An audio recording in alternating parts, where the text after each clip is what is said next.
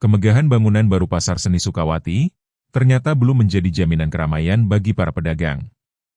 Memasuki bulan Februari 2026, kondisi pasar kebanggaan warga Gianyar ini terpantau lengang, terutama di lantai 2 dan 3. Sekretaris Dinas Perindak Kabupaten Gianyar, Wayan Suwarta mendorong para pedagang untuk mulai beralih ke pemasaran digital.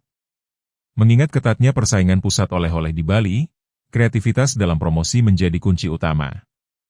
Wayan Suwarta mengajak setiap pedagang agar memposting kegiatan jual beli di Pasar Seni Sukawati Blok A, B, dan C di media sosial masing-masing. Ia mencontohkan ketutronan pedagang di Pasar Seni Sukawati yang mengenalkan dan memasarkan produk lukisan melalui media sosial. Para pelanggan dan konsumen bisa mengetahui untuk mendapatkan produk lukisan Ketut Ronald bisa didapat di Pasar Seni Sukawati. Fenomena sepinya Pasar Seni Sukawati menunjukkan adanya pergeseran perilaku belanja wisatawan.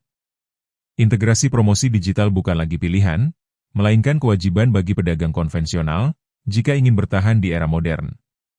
Tanpa adaptasi teknologi dan perbaikan alur pengunjung dari pengelola, pedagang lantai atas dikhawatirkan akan terus bergantung pada keberuntungan kunjungan fisik yang tidak menentu.